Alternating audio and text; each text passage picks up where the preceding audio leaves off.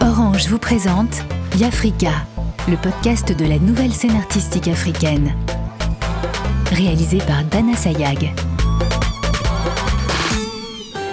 Dans cet épisode, vous allez découvrir les portraits de Mohamed Arejdal, plasticien, de Tcholo Dikobé, styliste, et du peintre Kassou Sédou. Allons au Maroc, sur les traces de Mohamed Arejdal. Je ne suis pas quelqu'un qui manipule bien l'écriture ou qui maîtrise bien l'écriture. Sinon, je deviens un écrivain directement et tranquille. Ou quelqu'un qui sait aussi bien parler. La seule chose dans laquelle je me trouve fort, c'est s'exprimer visuellement. C'est ça mon oxygène comme être humain.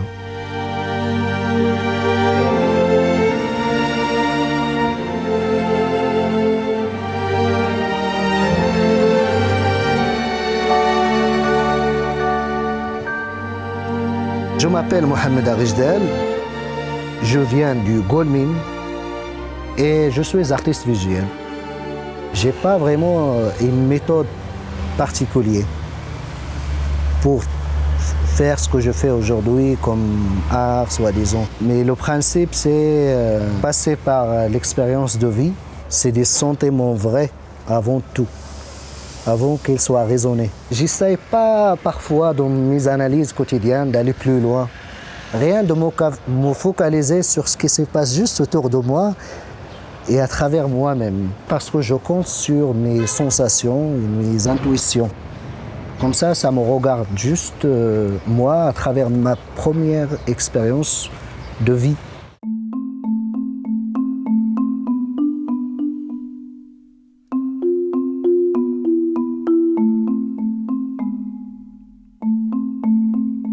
Ma première émotion artistique, ça revient vraiment à mes 7 ans, je pense. C'est la première fois que je participe à une compétition de dessin. Et je ne sais pas, c'est comme par hasard, j'ai gagné le premier prix. À partir de ce jour-là, en tout cas, il y a des gens qui commencent déjà à t'appeler l'artiste, oh, le petit artiste. Et moi, je ne connaissais pas de quoi il s'agit vraiment, tu vois. Mais au fur et à mesure, ça a changé un peu l'attitude des gens envers moi. Et tant mieux parce que j'ai compris que je sais faire quelque chose que j'aime déjà. Et en plus, les gens l'apprécient en plus. Alors, pourquoi pas? C'est un moment d'existence. Je peux dire mes premiers moments d'existence, genre au sein des autres. L'encouragement des autres, ça compte aussi.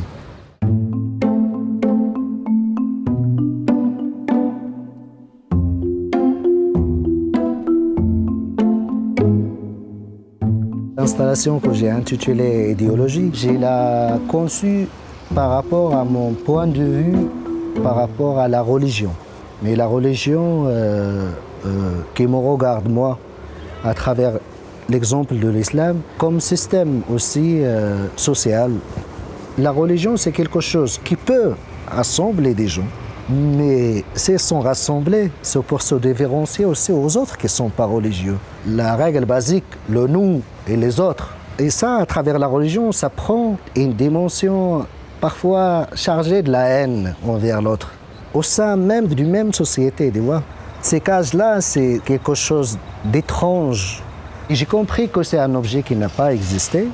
Mais c'est à partir du début des années 2000, lorsque les touristes de masse ont commencé à fréquenter Marrakech, c'est là où les gens allaient chercher un artisan pour demander s'il peut faire un grand cage, parce que à quoi sert avoir un petit cage dans un villa énorme. Et les artisans m'ont expliqué que la demande s'est multipliée parce qu'il y a les invités de ce monsieur. Ils voient aussi l'objet, ça leur plaît, ça crée une autre demande et ça devient automatiquement un marché. J'ai compris, si j'arrive à assembler certains modèles, j'arriverai à faire une forme de mosquée avec la minarie, partie des coupoles comme ça et tout.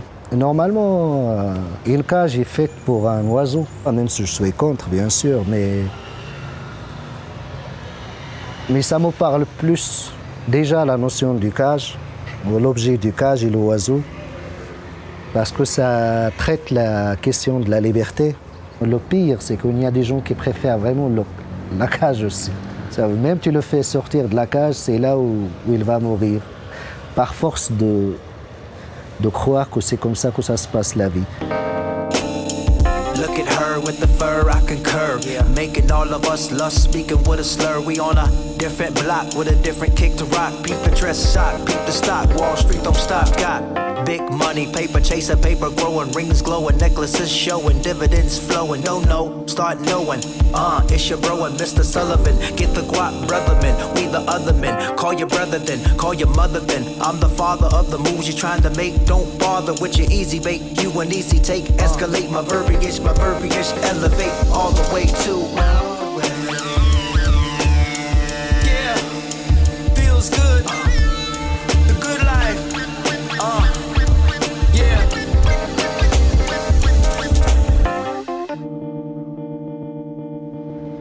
Quelque part aussi, on fait de la politique. Si je choisis ou décide de faire quelque chose, surtout à travers l'art, et c'est ma voie officielle, l'art, j'essaie le maximum possible juste être sincère. Et pourquoi tu es parti à 17 ans de chez toi pour les Canaries? À Goulmim, comme un peu partout au Maroc, mais surtout là d'où je viens, j'ai entendu beaucoup de gens qui me parlent de gauche à droite. Tu vas perdre ton talent ici au Maroc. Et pour réussir, tu dois vraiment aller ailleurs. C'est là-bas où les gens considèrent l'artiste et l'art et toute une société aussi qui comprend l'importance de la culture. Et surtout à Goulmim, par exemple, il n'y a personne qui a réussi sa vie à travers l'art plastique. J'ai choisi de faire un raccourci, aller direct ailleurs, genre au paradis de l'art et l'artiste et tout ça. J'ai osé prendre l'argent à mon père dans son propre magasin. C'était 1050 €.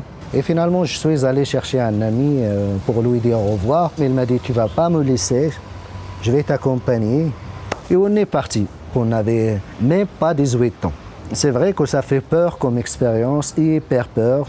17 heures dans la mer, tu as déjà l'eau qui rentre, qui coule, tout le monde qui vomit, tu as tout le monde qui se rappelle qu'il y a Dieu, chacun qui fait sa prière par là, chacun par là, l'autre par là. Il y avait plusieurs orientations. Moi, je ne sais même pas nager, en plus. Voilà. Moi, j'ai vu la première fois que je vois vraiment la mer, c'était ce jour-là. Il y avait même un moment où le moteur, il s'éteint. Ça, des défis comme ça. Mais heureusement, il y avait quelqu'un parmi nous. Il a réparé le moteur avec un filtre de cigarette, il a tout fait, mais tout ça bouche bée, mais tu ne peux pas imaginer. Et puis on est arrivé, c'est vrai, on est arrivé nuit, puis on a dormi dans les montagnes. Je me suis réveillé le matin, j'ai entendu des bruits, alors il y avait déjà 2 voitures de police. Ils nous ont attrapés, c'est la première fois que je vois une arme. Et c'est là où ils m'ont amené au commissariat. Donc tu es renvoyé au Maroc. Je me suis dit, je ne dois pas rentrer à la maison. J'ai volé l'argent à mon père. C'est là où on entend plus. J'ai appelé maman, c'est là où il a commencé à pleurer. Et moi aussi. Elle m'a dit, je te supplie juste de retourner. Tu n'auras rien que ce soit comme problème. Je veux juste te voir. Je te supplie. Alors dans ce moment de faiblesse, d'un fils à maman, d'une maman à un fils, c'est là où j'ai décidé de retourner. Mais en retournant, on s'est trouvés, moi et mon ami, à Casa. C'était ma première fois à Casa. Rien que Casa, à Goulmim, j'ai été bouleversé, quoi. On a marché beaucoup de 6 heures jusqu'à 17 heures comme ça. Et je me suis trouvé devant un panneau, il s'est écrit « École supérieure des beaux-arts ». Mais c'est quoi ça? Les beaux-arts. Je sais beaux-arts parce qu'il y a même la version en arabe, Founoun Jamila. Founoun Jamila, je sais ce que c'est. Mais école, j'étais juste bouche bée, tout simplement. J'ai fait tout ce trajet-là pour tomber sur ce panneau-là. Et c'est vrai, ce panneau m'a sauvé. C'est merci à celui qui l'a planté dans cette place, tout simplement.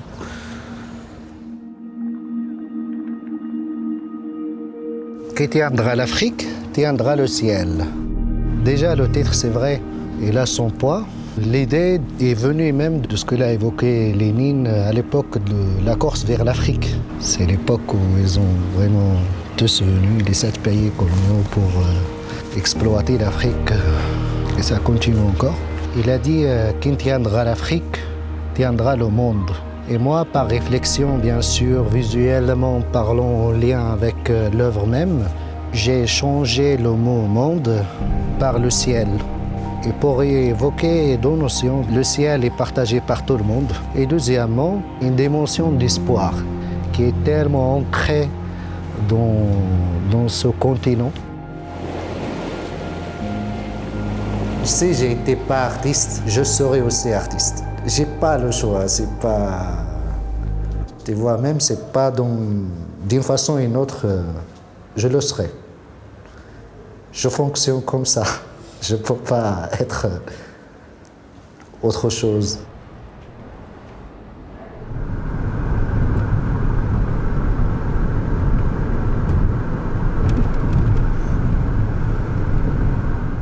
Partons au Botswana à la rencontre de la styliste Tcholody Kobe.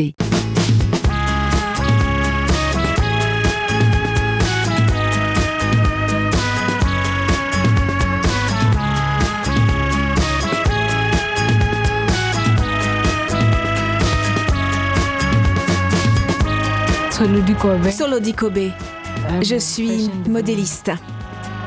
Ma première impression artistique était quand j'étais jeune. J'adore danser. Donc je pense que mon amour pour les vêtements, la créativité et tout ce qui est artistique vient de la danse. C'était les chansons préférées de ma mère. Elle aimait les vieux classiques, donc ce sont les chansons avec lesquelles j'ai grandi. Alors ce sont les chansons sur lesquelles je danse toujours. Mon amour pour la mode a commencé quand j'étais jeune, vraiment très jeune. C'est à travers ma mère que j'ai aimé ça, me sentir bien et le dire à travers mes vêtements. En grandissant, je me sentais très timide, très réservée. Je pense que je suis réservée maintenant, mais c'est mieux maintenant parce que je sais exprimer mes opinions à travers les vêtements, à travers la conversation, la communication. Alors je pense qu'avant, j'ai eu du mal avec les vêtements. Je savais comment choisir mes vêtements, mais j'avais du mal à les porter en ayant confiance en moi. Pour moi, être colorée, bruyante, audacieuse, je pense que je me rattrape d'avoir grandi silencieusement. Maintenant, je peux parler, enfin j'essaye. Je m'exprime différemment que quand j'étais jeune, donc c'est beaucoup mieux maintenant. It's much better now.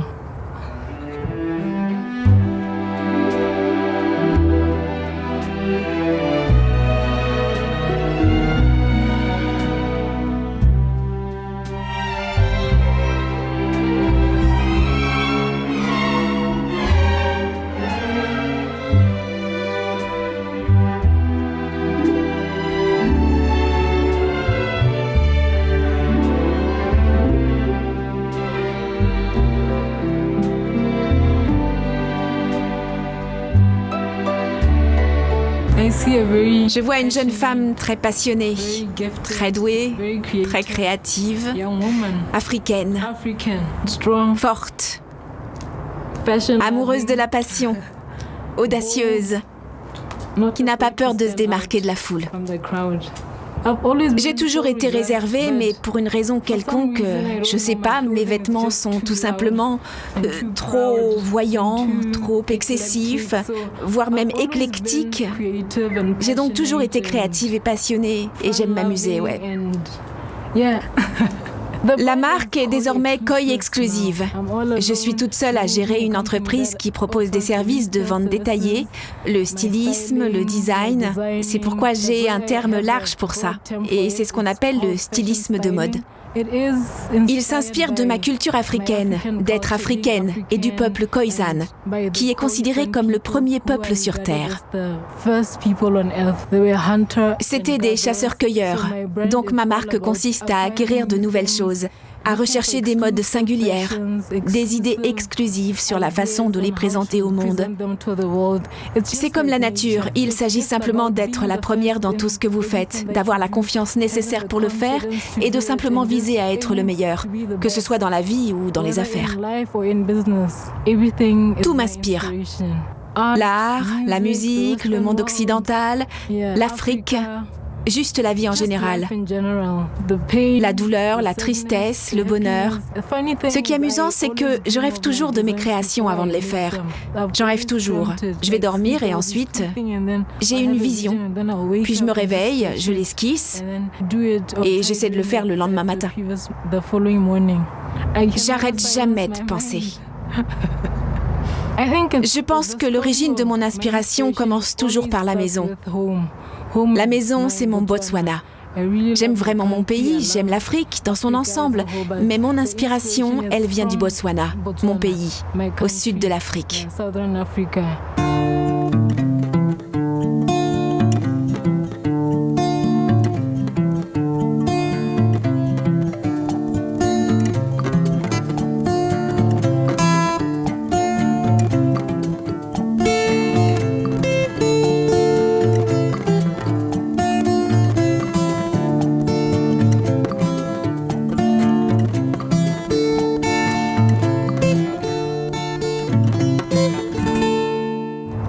Je pense qu'il y a toujours un doute quand quelqu'un commence à faire quelque chose. Mais au fur et à mesure que je deviens plus confiante dans qui je suis, dans mes racines et ma créativité, je commence à me dire « D'accord, oui, je peux le faire ». Et des gens comme vous continuent à venir ici et à m'interviewer. Ça confirme que oui, je peux le faire. J'aimerais que ma marque soit partout et d'avoir plusieurs magasins à travers le monde. Avoir une empreinte forte, que les premières dames et les présidents du monde portent mes créations. Habiller les plus grandes célébrités et les personnes influentes. Les blazers structurés, les costumes, les robes qui donnent de la force. J'ai tout, les idées sont là. Il n'y a plus qu'à m'embaucher et à me payer. J'aimerais que ma marque devienne un portail sur toute l'Afrique. Si vous voulez en savoir plus sur l'Afrique, vous pouvez référencer ma marque.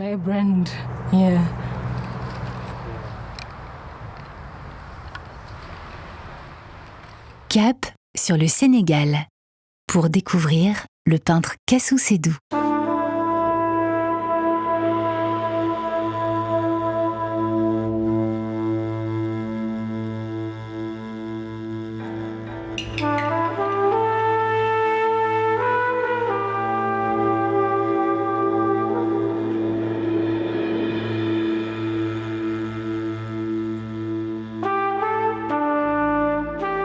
Je m'appelle Seydou Diédhiou, de son nom d'artiste Kassou Sédou. Je suis artiste plasticien. J'ai eu la chance de vivre avec un vieux que j'appelle papa parce que c'est le père d'un de mes amis. Il est un artiste peintre, il est connu. Et des fois, on aidait mon camarade là à lui tendre les toiles. Donc c'est dans cette ambiance-là que j'étais quand j'étais jeune, sans pour autant penser que j'allais être un artiste. Bon, après le bac, j'étais dans un mutisme carrément compliqué. C'est au moment où j'ai commencé à faire de la peinture. Et au fur et à mesure que je m'y mets, je commence à avoir envie de peindre. Je suis allé rendre visite au père que je disais. Je lui montrais un de mes dessins. Il m'a dit judicieusement, si tu as le temps, parce que ici, les gens pensent que être artiste, c'est perdre ton temps. Il m'a dit, si tu as le temps, fais les beaux-arts. Après, j'ai travaillé 2 ans dans des bateaux, les gens qui font les peintures des bateaux. Après les 2 ans, j'ai su que ça, c'était pas ma voie. Alors, j'ai fait le concours des beaux-arts, que j'ai admis, et j'ai commencé à faire des études. Bon, je savais déjà peindre, mais il fallait oublier ce que j'avais fait pour pouvoir apprendre d'abord. Au Beaux-Arts, j'ai remercié bien les professeurs qui étaient là-bas. Parce qu'ils te mettent dans des conditions de pouvoir chercher. Il fallait avoir quelque chose en toi et puis qu'on te mette dans des conditions de pouvoir chercher, pour pouvoir trouver ta voie. C'est la peinture qui a libéré ma parole. C'est en peignant que j'ai commencé à débloquer mon langage, que je communique carrément avec les gens. Quand tu fais des recherches en peinture, il faut des idées. Ces idées vont te permettre d'avoir un langage plastique qui te permettra de défendre ton travail. Que c'est pas, tu fais pas du néant. J'aime bien peindre parce que ce langage entre toi et ce dialogue entre toi et la toile, ce dialogue-là est véridique. Par rapport aux gens, le dialogue ne peut ne pas être véridique. Nous, on dit, les gars, toile bi, ce que tu donnes à la surface, c'est ce que tu prends. Je ne force rien. La plupart du temps, comme je dis, quand j'ai une surface, j'attends que cette surface me parle pour pouvoir peindre. Il y a une sensation que la surface m'envoie. Après, je travaille. Même avant d'être une surface blanche, la dimension seulement du châssis me parle. Je tends la toile, je prépare. Ce n'est pas moi qui parle des événements, ce sont les événements qui me parlent, moi.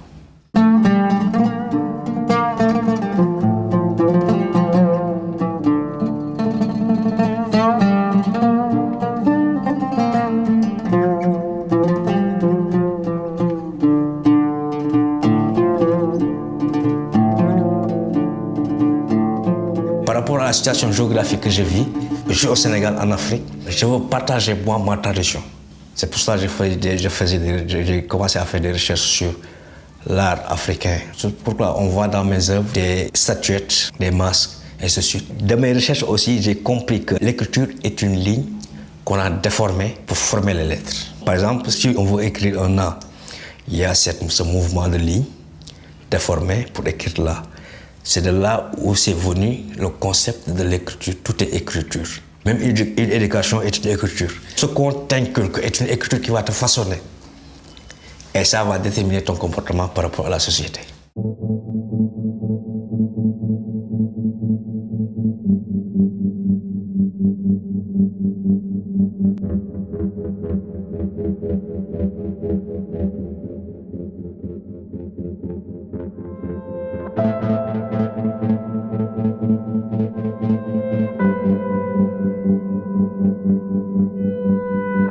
Quand vous voyez mes toiles, il y a des superpositions de couleurs. Au fur et à mesure que tu mets plus de temps, tu découvres des choses, des fois, qui sont arrière.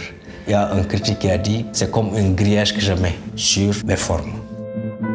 Il y a des choses, des fois, que tu fais que tu ne peux pas comprendre parce que la peinture est quelque chose qui est en toi depuis que tu es petit. Donc, il y a des successions d'éléments qui sont passés. Donc, il y a des choses qui sortent que tu ne comprends pas. J'ai utilisé cet atelier, c'est l'atelier de la paix. Tout ce que je dois dire d'une manière qui peut être, même une pilule amère, il y a une manière de le donner à une personne, ça va devenir agréable en lui.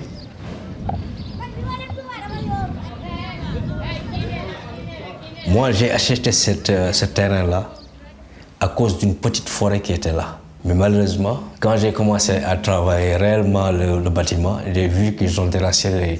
J'ai dit, attends, mais moi, c'est ça qui a fait que j'ai acheté ce terrain-là. C'est cette forêt-là. Même les petites portions de forêt, les gens sont en train de les détruire. Quand je suis en Casamance, je me promène la plupart du temps dans la forêt. Bon, parce que je me dis que là, on se sent humain. Il y a l'œuvre de la nature qui dépasse l'humain. Et j'ai fait un constat là-bas à Ziguinchor. Il n'y avait que les pylônes de téléphone qui dépassaient les arbres.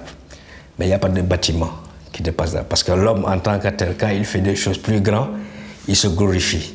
Après, il se casse la tête.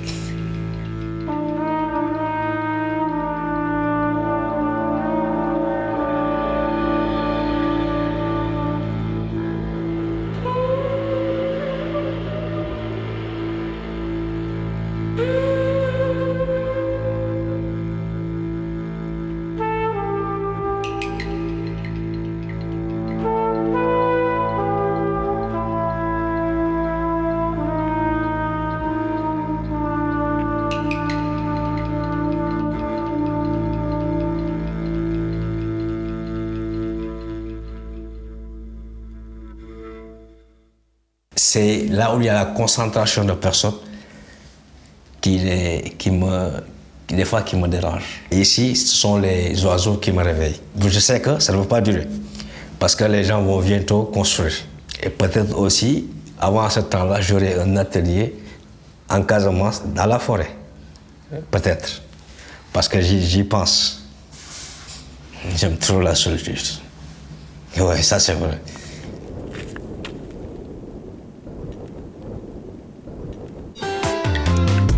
Orange vous a présenté Yafrika, le podcast de la nouvelle scène artistique africaine.